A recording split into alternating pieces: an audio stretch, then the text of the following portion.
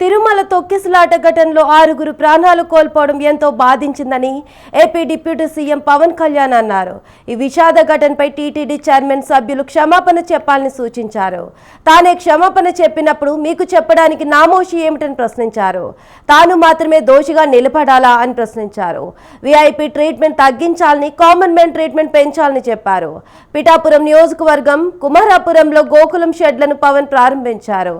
ఈ సందర్భంగా మాట్లాడుతూ ఆయన ఈ వ్యాఖ్యలు చేశారు. ఎన్డీఏ చంద్రబాబు నాయకత్వాన్ని నమ్మి మీరంతా ఓట్లు వేశారని, ఎక్కడ తప్పు జరిగినా స్పందించే గుణం ఉండాలని, అందుకే తిరుపతి తొక్కిసలాట ఘటనపై మనస్ఫూర్తిగా క్షమాపణ కోరాలని పవన్ అన్నారు. ఎక్కడ తప్పు జరిగినా స్పందించే గుణం ఉండాలన్నారు. తప్పు జరిగితే అది తమ అందరి సమిష్టి బాధ్యత అని చెప్పారు.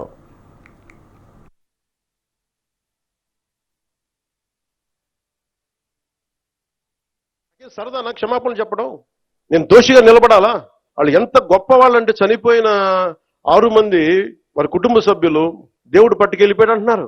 36 మంది గాయపడితే ప్రతి ఒక్కరిని పేరు పేరున పరామర్శిస్తే అందరూ కూడా నలిగిపోయి 100 మంది మీద పడిపోయారు.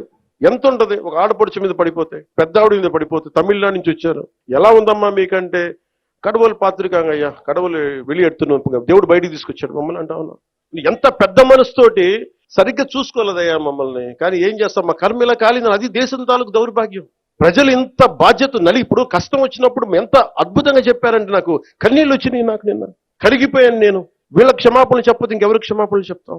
ఏఈఓ కానీ, ఏఈఓ వెంకయ్య చౌదరి గారు కానీ, ఈఓ శ్యామలరావు గారు కానీ, చైర్మన్ బిఆర్ నాయుడు గారు కానీ, టీటీడీ బోర్డు సభ్యులు, పాలకా మండలి సభ్యులందరూ కానీ, మీరందరూ వచ్చి ఒక్కొక్క వ్యక్తి గురించి కథ వింటే అప్పుడు మీకు బాధ అర్థమవుతుంది. క్షమాపణలు చెప్పండి. మీరు క్షమాపణలు చెప్పి తీరాలి, వేరే దారి లేదు మీకు. మీరు క్షమాపణలు చెప్పడం వల్ల పోయిన ప్రాణాలు తిరిగి రావు. కానీ కనీసం ప్రజలు మిమ్మల్ని చూస్తూ ఉన్నారు. అది మటుకు జ్ఞాపకం పెట్టుకొని అందరూ తగ్గి క్షమాపణలు చెప్పండి. చాలా అవసరం అది. ఎందుకంటే ఈరోజు రాష్ట్రం మొత్తం, దేశం మొత్తం మీరు చేసిన తప్పుకి సంబరాలు జరుపుకోవడానికి ఆలోచిస్తూ ఉన్నారు. నా తప్పు కాదంటే రాజు 7 చేపలు కదలా, మరి ఎవరు చేస్తారు ఇది? నాకేం సరదా నాకు క్షమాపణలు చెప్పడం, నేను దోషిగా నిలబడాలా? వాళ్ళు ఎంత గొప్ప వాళ్ళంటే చనిపోయిన